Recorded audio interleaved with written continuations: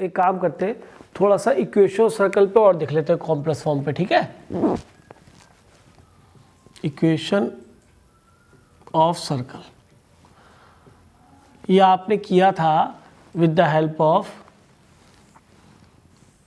Modulus कि अगर हम Z0 ये ले लें बेटा सेंटर की सर्कल का, तो अगर इस पे कोई, ये तो फिक्स पॉइंट है बेटा A, और यहाँ पे अगर हम कोई इसके ऊपर वेरिएबल पॉइंट P ले लें से Z, तो ये डिस्टेंस जो होगा अगर P वेरिएबल है तो AP वेक्टर क्या बनेगा बेटा, OP माइनस OA। ये तरीका होता है ना, बाद वाला पहले लिखते फिर ये लिखते हैं OP माइनस OA, तो ये हो जाएगा बेटा Z माइनस Z1।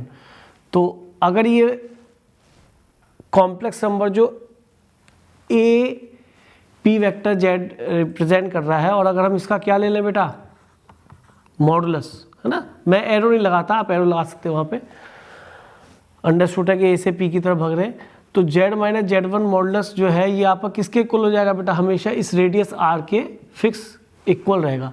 तो जैसे कोई एग्जांपल अगर हम यहाँ सोचें कि एक सर्कल है जिसका सेंटर बेटा ओरिजिन ले लेते हैं और रेडियस आपकी 5 ले लेते हैं, Z minus 0 equal to R, ये हो जाएगा 5 ले लेते हैं R की जगह। तो आप ये देखो कि Z को अगर हम variable x plus i Y लेंगे या x, y लेंगे, तो Z की जगह तो यहाँ x प्लस आई वाई लिखा जाएगा माइनस 0। तो मॉडुलस क्या बनेगा बेटा, under x square plus y square equal to 5, यानी x square plus y square कितना बन जाएगा बेटा 25 नहीं बन जाएगा। कोई सर्कल इक्वेशन नहीं है। आप याद कीजिएगा सर्कल हम यहाँ पे Z0 का कोऑर्डिनेट ले लें, या यही लिख लेता हूँ x1, y1, और ये वेरिएबल पॉइंट x, y ले लें, तो अकॉर्डिंग टू दिस इक्वेशन कभी भी जो है ना कार्टीजन इक्वेशन निकालनी हो जो x y में निकालनी हो, तो z जो होता है जो कि वेरिएबल की तरह परफॉर्म करता है, उसकी ये तो हम क्या लिख लेते हैं बेटा x प्लस आई वाई, और ये जो फिक्स नंबर होता है ये हमारा फिक्स है x1 plus i Y one, इनको x1 y1 x2 y2 ऐसा कुछ लेते हैं। r भी फिक्स है, सर्कल की रेडियस है। तो आप खुद देखिए कई बार वो वाली फील भी आनी चाहिए कि हाँ हम जो है सर्कल ही पढ़ रहे हैं, वही इक्वेशन है। तो अगर आप यहाँ पे कहें तो इसका मॉडुलस कितना बनेगा, x minus x1 whole square plus iota नहीं लेते बेटा साथ में y minus y1 whole square का अंडरवुड आएगा, अंडरवुड आएगा तो स्क्वायरिंग कर लेंगे यहाँ पे। तो ये सर्कल दोबारा से इक्वेशन वो वाली फॉर्म आ गई जिसमें सेंटर x बनाए हुए, रेडियस क्या है बेटा r। अच्छा इसमें बेटा एक चीज़ देखो, अब वही है P उसी पे लेते हैं, इस फिगर को हटा ही देते हैं एक मिनट के लिए, इस फिगर को यूज़ नहीं है यहाँ पे, स्पेस थोड़ा सा लिखने के लिए यूज़ करेंगे। देखो अगर हम यहाँ पे कहते हैं कि Z minus Z0 is equal to R represents equation of circle whose centre is Z0 and radius is small r। इसमें वेरिएबल क्या है Z, and Z0 and R क्या है फिक्स्ड है। R क्या है पॉजिटिव है, लेंथ है, डिस्टेंस है, रेडियस है, और Z0 क्या है कॉम्प्लेक्स नंबर है, ठीक है। तो ये कॉम्प्लेक्स फॉर्म में इक्वेशन है। आपने देखा होगा कि हमने एक मॉडुलस का ट्रीटमेंट सिखाया था, हमेशा याद रखना मॉडुलस का ट्रीटमेंट सबसे इंपॉर्टेंट है उसका स्क्वायरिंग। जैसे कि ये थ्योरम आपको बताई गई थी, mod Z square is what Z Z bar, सबसे ज़्यादा यूज़ होगी, ये समझ लेना। और यहाँ पे एक बात और बताई थी कि यूनिमॉडुलर अगर कॉम्प्लेक्स नंबर हो तो क्या प्रॉपर्टी आती है, हाँ कि कॉन्जुगेट उसका रेसिप्रोकल होता है उसी कॉम्प्लेक्स नंबर का। अगर यहाँ पर रख लेंगे तो Z bar equal to 1/z हो जाएगा। तो ये याद रखने वाली चीज़ होती है। तो इसी प्रॉपर्टी से क्या मैं इसको Z Z naught Z Z bar लिख दिया बेटा, जेड जेड बार, ये पूरा जेड की तरह काम कर रहा है, जेड जेड बार। अब कॉन्जुगेट की प्रॉपर्टी क्या होती है बेटा, स्प्लिट हो जाता है, ठीक है जी, स्प्लिट हो जाता है। अभी क्या है जिसको मैंने कहा था कि कॉम्प्लेक्स नंबर में जैसे ऑर्डिनरी मल्टीप्लिकेशन होती है उसके अलजेब्रा उस तरह से हम मल्टीप्लाई भी कर सकते हैं। ये जरूरी नहीं है कि जेड की जगह एक्स प्लस आई वाई या ए प्लस आई बी ही लिखा जाए। तो Z Z bar minus Z naught Z bar plus फिर माइनस लगा लो Z naught bar Z Z naught bar Z, और क्या मिलेगा minus minus plus Z naught Z bar Z naught bar R square, और आर स्क्वायर को हम इधर लिया बेटा। तो आप नोटिस करो कि इसके अंदर ध्यान रखना वेरिएबल क्या है बेटा, वेरिएबल क्या है इसके अंदर जेड, और जेड नॉट तो फिक्स नंबर है, जैसे लाइक 0 0, लाइक x1 y1, जैसे कि वहाँ दिख रहा है। तो आप ये देखो कि जेड बार इसमें है variable x plus i y, यही बना रहा है x square plus y square, सही कह रहा हूँ ना। अगर हमने इसको कार्टेशियन में बदला, x y में बदला, तो यही x square plus y square बनाएगा। इसको बेटा हमने क्या लिखा, इस माइनस जेड नॉट को हम लिख लेते हैं ए क्या है, कॉम्प्लेक्स नंबर है, और इसको लिख लेते हैं। अच्छा एक चीज़ बताइए, अगर इसका मैं कंजुगेट लूँगा तो क्या बनेगा, अगर मैं माइनस जेड नॉट को ए ऐड करता हूँ, इसका कंजुगेट लूँगा तो क्या बनेगा बेटा, बोलो, माइनस ही तो बनेगा। एक बार माइनस से क्या फर्क पड़ेगा, माइनस का बार तो माइनस ही आएगा, माइनस तो एक रियल नंबर बार। अगर आप ये सोचते हैं कि ये ऐसे है तो बार इस पर आएगा, इस पर थोड़ा ना आएगा, उस पर उसका बार का करेगा भी क्या। अगर कोई नंबर 2 लिखा है तो 2 का बार तो 2 ही होगा। जस्ट लाइक प्रोडक्ट में क्या स्प्लिट नहीं करते थे, तो इससे कंफ्यूज मत होना। जेड बार समझ में आ रहा है, अगर Z1 इंटू Z2 का होल बार लिखा है तो क्या आप इसे Z1 बार इंटू Z2 बार लिख सकते। तो एक तो माइनस है और एक ही है, एक -1 एक जेड नॉट बार। अगर दोनों पे जाएगा तो Z1 का बार भी चला वही बनेगी, वो तो रियल नंबर है, उसका कंजुगेट क्या बनेगा। तो मैं ये बताना चाह रहा हूँ कि इसका बार जो, अगर मैं जेड नॉट को ए लिख के बताऊँ, माइनस जेड नॉट को ए लिखूँ, तो ये क्या बन जाएगा बेटा, ए बार। माइनस अब भी जगह ही रहा, माइनस के साथ कंज्यूम कर लिया उसको, और ये जेड प्लस ये बेटा पूरा एक क्या है, ये है, ये कांस्टेंट है, और श्योर ये आपको, मैं इसको बी ले लेता हूँ, तो बी मेरा रियल नंबर है, कांस्टेंट के साथ साथ ये एक रियल नंबर भी है, और ए क्या है मेरा, कॉम्प्लेक्स नंबर है। ये क्या बेटा, कॉम्प्लेक्स नंबर है। तो कई बार इक्वेशन ऐसे लिखी आती है, ये नहीं लिखी हुई मिलती जो हम चाहते हैं। तो बच्चा कहता है अरे ये क्या दे दिया, फिर वो ये भी करता है क्वेश्चन, आईटी ने भी दिया है ऐसा क्वेश्चन, जेईई मेन ने भी खूब दिया है क्वेश्चन। मैं तो बस इसलिए बता रहा हूँ कि आपको ध्यान रहे ये वाली फॉर्म। तो यहाँ पे याद रहना चाहिए कि आपका सेंटर क्या बना बेटा, जो कि जेड नॉट था, जेड नॉट किसके बराबर है अब, -a के बराबर, या नहीं, कंपेयर करो, जेड नॉट किसके बराबर, -a के बराबर। और रेडियस क्या है कि सर ये तो एक तरह से mod of Z naught square है, बी की वैल्यू कितनी बनी बोलो, mod of Z naught square. अरे कंपेयर करो, इस पूरे को बी ऐड करा है -r², तो r² कितना है बेटा, बोलो, mod Z naught square -b। तो मैंने आपको ये और समझा दिया कि भाई इस फॉर्म में लिखा मिल जाए तो इसको इस तरीके से हम कर लेंगे कि रेडियस ये निकलेगी, सेंटर ये निकलेगा, और ये फॉर्म भी आपको याद होनी चाहिए। तो 2 फॉर्म तो मैंने आपको बता दी, एक तो डिस्टेंस फॉर्मूले बेस्ड है, एक डिस्टेंस फॉर्मूले को ही मैंने इस तरह कन्वर्ट कर लिया है। देखिए मॉडुलस का ट्रीटमेंट हमेशा स्क्वायरिंग रहेगा ज़्यादातर, मैक्सिमम केसेस में। देखो अप्रोचेस को हमें पकड़ना है, और अगर हम इसको कर पाएंगे तो हमें ये भी इक्वेशन याद होनी चाहिए। अच्छा एक चीज़ जो समझाता हूँ, अब यहाँ पे ये तो शायद आपने पहले भी कर रखा है, इसको रब कर दे, इसको रब कर दे बेटा, हैं। तो इसको तो मैं रब करके, मैं तुम्हें एक चीज़ याद आई है तो उसको भी साथ साथ बता दूँ। ये बहुत अच्छी बात है सर्कल के रिगार्डिंग, इस पूरा सर्कल का ही बन जाएगा ये पेज आपके लिए।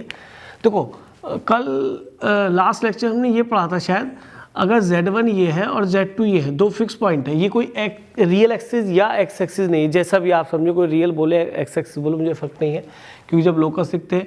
तो अगर मैं ये कहता हूँ कि राइट बाइसेक्टर की क्वेश्चन क्या बनेगी, अगर यहाँ पे कोई P पॉइंट Z वेरिएबल और ये A पॉइंट फिक्स है और ये B पॉइंट फिक्स है, तो मुझे बताइए कि जो P पॉइंट का लोकस है वो राइट बाइसेक्टर, वो कैसे निकलता है बेटा, distance between Z minus Z1, यानी कि हम किसकी तरफ भाग रहे, Z1 की तरफ। मैंने आपको सिखाया था कि अगर ये AP वेक्टर लिखा जा रहा है तो आप Z माइनस Z1 लिखेंगे, पहले Z लिखेंगे, यानी Z की तरफ आप है, टुवार्ड्स Z है, फाइनल पॉइंट Z है, ये Z है ना।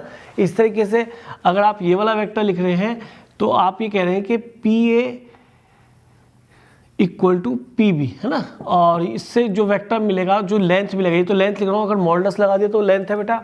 तो हम Z की तरफ भाग रहे हैं तो Z माइनस Z2, Z की तरफ भाग रहे हैं तो वेक्टर हमारा क्या है, बोलो बेटा, BP बनेगा ना। और इसे BP लिख लूँ ज़्यादा अच्छा रहेगा, और इसे क्या लिखूँ, AP, तो ज़्यादा बढ़िया रहेगा। मतलब हमें अंडरस्टैंडिंग होनी चाहिए कि हम P की ओर जा रहे हैं तो पहले पॉइंट Z आएगा, फिर Z1, Z माइनस Z1, तो हमारा AP वेक्टर है। और ये वेक्टर से भी हम समझें, क्योंकि उल्टा करने से तो माइनस साइन आ जाएगा ना इसके आगे। तो वैसे तो अगर कोई ये कहे कि डिस्टेंस वाली बात है Z1 माइनस ZB लिख लो या Z माइनस Z1 लिख लो, उससे फर्क पड़ने का कि उसके ऊपर मॉडुलस आएगा। तो मैं ये बता रहा हूँ कि अगर ऐसा है तो Z किसको रिप्रेजेंट करता है, right bisector of line joining points,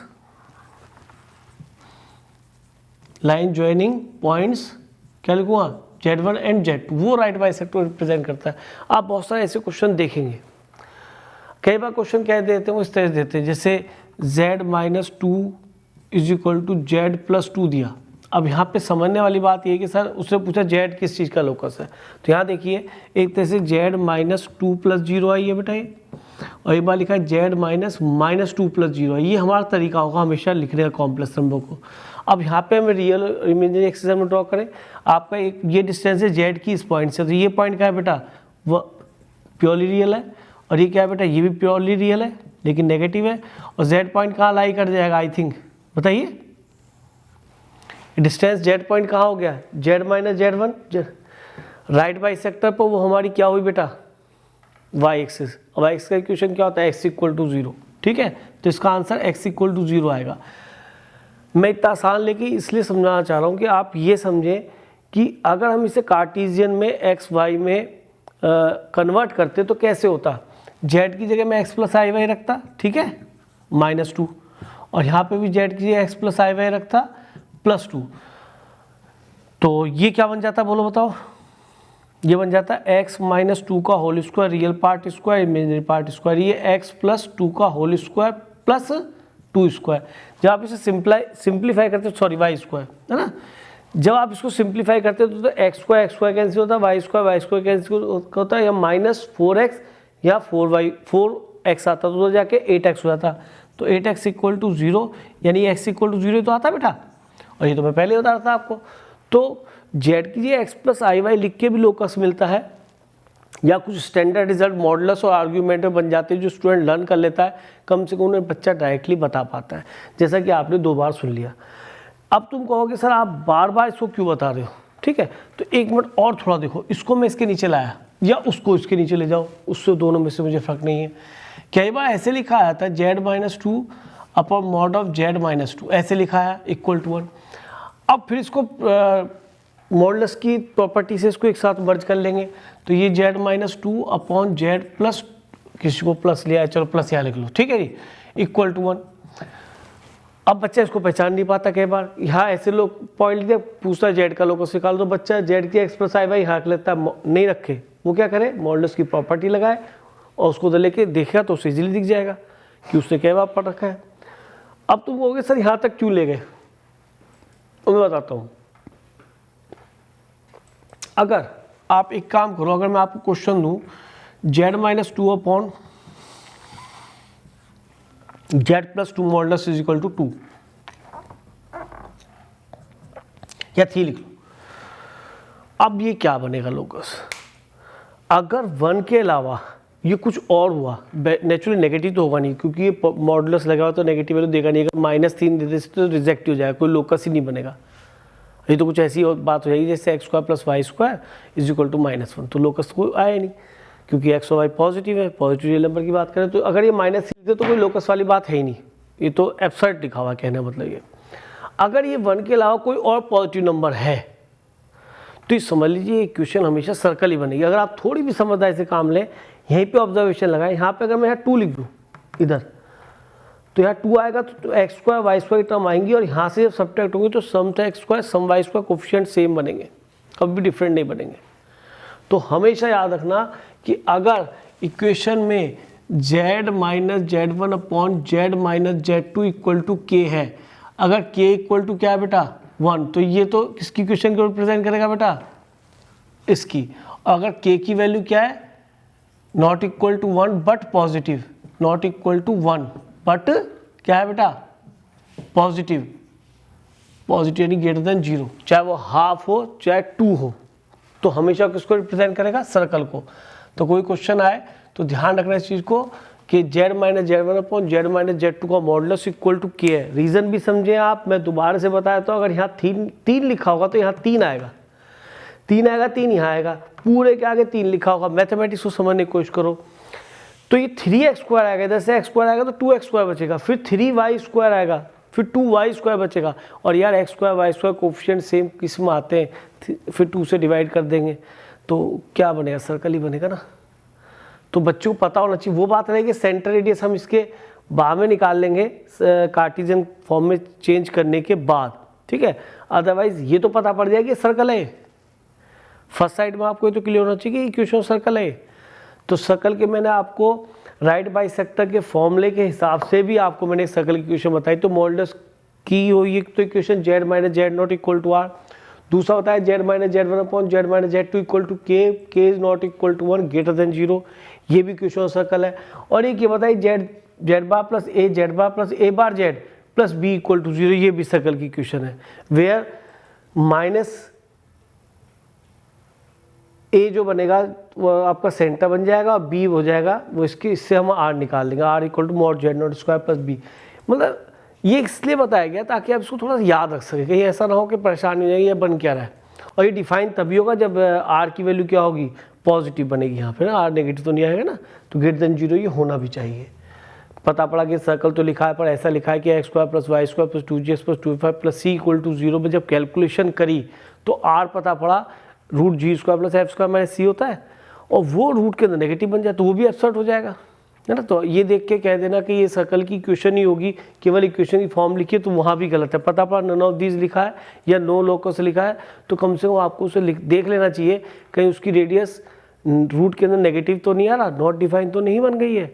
इतनी जल्दी डिसीजन ले कि इक्वेशन सर्कल लिख के सेंटर देखा और रेडियस के ऊपर ध्यान नहीं दिया, बहुत जल्दी स्पीड से चले गए।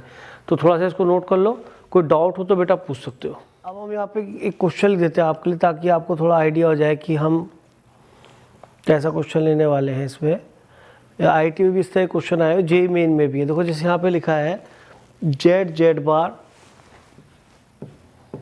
Plus -3 plus 4i -3 plus 4i z bar plus, अब देखो ओबियसली क्योंकि ये इसका a बार बनेगा तो ये -3 माइनस 4i ही आना चाहिए, तब यहाँ पे z आएगा जैसा कि हमने क्वेश्चन में लिखवाया, आप देखो ध्यान से। और इन्होंने क्या करा, माइनस बाहर लिख दिया, कोई दिक्कत नहीं, मैंने तो रेफरेंस से लिख दिया था। अब ये कहता है कि है, अब इसने कहा कि k का वैल्यू बताइए कि अगर ये सर्कल को रिप्रेजेंट करता है। अब जो बच्चा यही नहीं जानता सर्कल को रिप्रेजेंट करता तो डरेगा, लेकिन फिर भी डरना कि अगर वो भूल भी जाए उसे करना क्या है, z की जगह s प्लस i लिखना है और वो ना जान के भी उसे याद आ जाए कि हाँ तो सर्कल ही है। क्योंकि वैसे तो बताई रखा है आपको कि z bar plus a bar z plus a z बार, देखो a बार ये a बनेगा फिर ये प्लस k, तो हमें तो z की x प्लस i रख लेते, कोई प्रॉब्लम ही नहीं है। ये क्या बन गया बेटा, x² प्लस y², ये बना -3 प्लस 4i और ये कितना है x minus i y, because z is x plus i y, तो z बार में i में साइन चेंज हो जाएगा, प्लस -3 माइनस 4i, यहाँ हो गया x minus i y plus k। अब बताइए जी, यहाँ पे हुआ x² प्लस y², हाँ देखे भाई x कितने बने, x देखे तो x का मतलब यहाँ से रियल क्या निकलेगा, एक तो बनेगा -3x बनेगा, रियल को मल्टीप्लाई करके मिलेगा, और इमेजरी को कितना मिलेगा, यहाँ से माइनस का प्लस 4 आ जाएगा i² से और y हो जाएगा, ये रियल पार्ट मिल गया इसका। अब वहाँ से फिर आओ, सब रियल ही बन जाएगा अपने आप ये।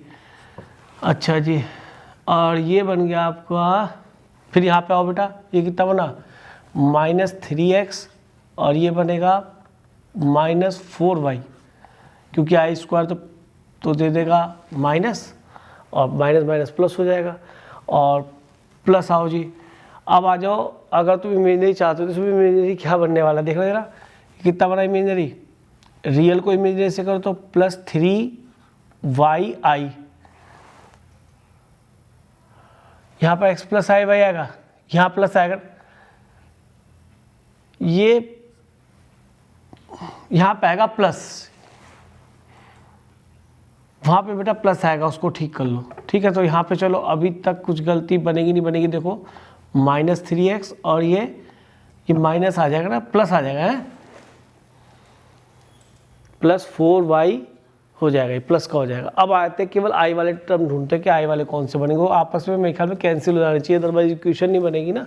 ठीक, देखना जरा ये कितना बना, एक रियल और एक इमेजिनरी को मल्टीप्लाई करते हैं, कितना बना बोलो ये, +3y आई हो गया, और ये कितना बना +4, इसको आई भी लिख देता हूँ, 4x आई हो गया। जरा यहाँ से देखना भाई, -3y और -4x आई, जब चेक करना जी, देखो ये कैंसिल हो गया ना, हो गया ना कैंसिल, क्योंकि इक्वेशन ही कार्टेशियन पर के सर्कल में जाएगी, सर्कल में जाएगी तो आई थोड़ा आएगा, जब कार्टेशियन में कन्वर्ट कर लेंगे तो आई तो रिमूव हो जाएगा, अपने आप रिमूव होना चाहिए। तो मैंने मल्टीप्लाई भी करके दिखाया आपको। अब अगर ये सर्कल को रिप्रेजेंट कर रही है तो इस सर्कल की इक्वेशन क्या बनेगी बोलो, ये बन गया -6x और प्लस का 8y प्लस k, तो इसका सेंटर क्या है जी 3 और 4, -4, और रेडियस क्या √g² + f² और -c, ये k हो गया।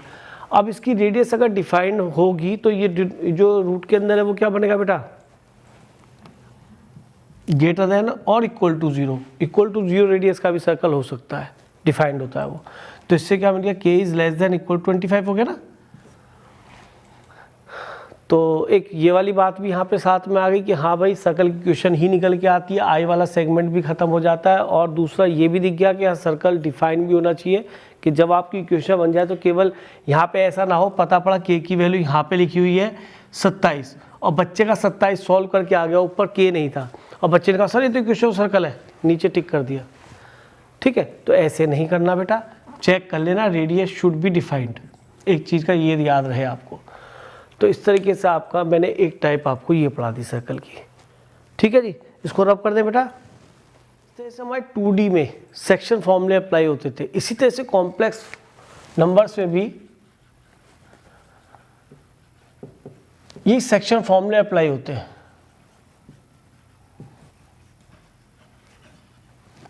क्योंकि जैसे वेक्टर्स में भी सेक्शन फॉर्मूला अप्लाई होता है इस तरीके से, सेम इसी तरह से यहाँ पे भी अप्लाई होगा। वेक्टर्स में जो बच्चे जानते हो समझ रहे होंगे, और जो नहीं जानते तो मैं वेक्टर्स से बताऊंगा तब आपको और क्लियर हो जाएगा। अगर ए और बी 2 पॉइंट्स है या एफिक्स है उन कॉम्प्लेक्स नंबर्स की, तो यहाँ पे मान लीजिए जेड कोई हम निकालना चाहते हैं और ये m/n की रेशो में है, तो क्या रिजल्ट मिलेगा बेटा इस जेड का कॉम्प्लेक्स नंबर की, इसके एफिक्स क्या मिलेंगे, m/z2 + n/z1 अपॉन m+n। और अगर एक्सटर्नली होगा तो यहाँ पे ये पॉइंट यहाँ चला जाएगा तो m बाहर वाला और ये वाला n बनेगा, और तब दोनों में यहाँ पे माइनस आ जाएगा। पर मैं उसका रेयर यूज़ होता है तो बच्चे यूज़ भी नहीं करते, इसी से काम चला लेते हैं पॉइंट लिख के हमेशा सेक्शन फॉर्मूले से। तो अगर हम ये कहेंगे कि अगर ये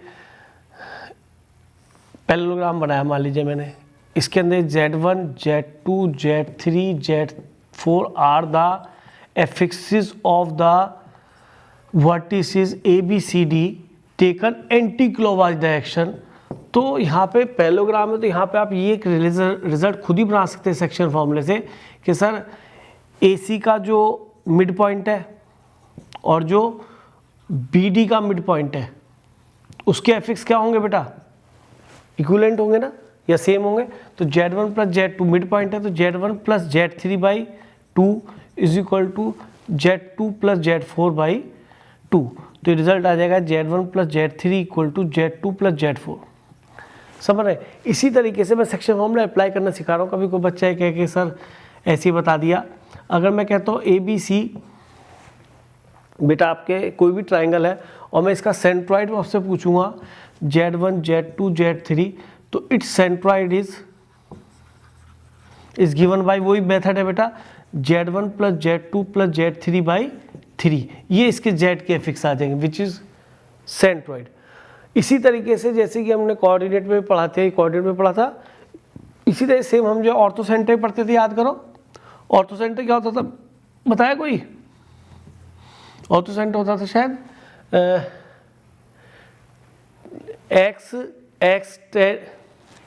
x tan a x1 tan a + x2 tan b + x3 tan c upon tan a + tan b + tan c। यहाँ पे क्या हो जाएगा कि Z1 tan a + Z2 tan b plus Z3 10C upon 10A plus 10B plus 10C। मैं guarantee से कहता हूँ ये फॉर्मूला यूज़ कभी नहीं होता। अगर मैं इसमें एक सर्कमसेंटर के लिए बनता है इस तरीके से, आप कहिए लिखा देखेंगे, ये तो तभी यूज़ होगा जब तीनों एंगल्स गिवन हो, तीनों वर्टिसेस गिवन हो, तब यूज़ होता है ना। अदरवाइज वो अगर सर्कमसेंटर की बात करें तो ये मैं लिख दिया, उसके कोऑर्डिनेट बनते हैं बेटा Z1 sin 2A plus Z2 sin 2B plus Z3 sin 2C plus Z3 sin 2C upon sin 2A plus sin 2B plus sin 2C। तो कहीं लिखे रहने के लिए कामयाब है। वैसे मुझे नहीं लगता बहुत जगह यूज़ होते हैं। यूज़ मैंने कभी करता ही नहीं क्वेश्चन में। मैं तो इससे काम चलाता हूँ और कभी प्रॉपर्टी से काम चलाता हूँ कि ऑर्थोसेंटर क्या होता है, ऑल्टीट्यूड्स का बाइसेक्टर, ऑल्टीट्यूड्स का पॉइंट ऑफ इंटरसेक्शन होता है, सर्कमसेंटर क्या होता है बेटा, राइट बाइसेक्टर्स का पॉइंट ऑफ इंटरसेक्शन होता है, you know it very well. लेकिन कई बार इस तरह से ऑर्थोसेंटर लिखा होता है, कई बार सर्कमसेंटर ऐसे लिखा होता है। जिस तरीके से सेंट्रॉइड के कोऑर्डिनेट ये है तो आपको ये भी पता होनी चाहिए। दूसरा, अगर मैं एंगल बाइसेक्टर की बात करूं, जहां पे एंगल बाइसेक्टर तो इन सेंटर होता है, इन सेंटर कोऑर्डिनेट क्या होते थे वहां याद होगा AX1 प्लस B, A क्या होती थी साइड डिस्टेंस है ना, लेंथ होती थी। तो यहाँ पे क्या होता है उसी तरीके से Z1 और उससे मल्टीप्लाई करके कोऑर्डिनेट बन जाता है, वो भी यहाँ पे यूज़ कम ही होगा है ना। पर मैंने फिर भी इसके ऊपर तुम्हें एक दो क्वेश्चन और कराता हूँ जिससे कि आपको सेंट्रॉइड का इसके अंदर यूज़ करना आ जाए। एक प्रॉपर्टी आपको और याद होगी कि C से मैंने रखा था सरकमसेंटर, G सेंटर ऑफ ग्रेविटी होता है, तो इसको G को मैंने क्या बोला था, सेंटर ऑफ ग्रेविटी जहाँ काम करती है उसको क्या बोलते हैं बेटा, सेंट्रॉइड बोलते हैं। याद रखना, centroid is the point where centre of gravity of lamina works है ना। तो ये सेंट्रॉइड होता है। CGO, ओ वैसे स्टैंडर्ड नहीं है, लर्न करने का तरीका बना रखा, ओ माने ऑर्थोसेंटर। तो इसमें मैंने आपको रेशो बताई थी, क्या रेशो होती है याद है आपको किसी को,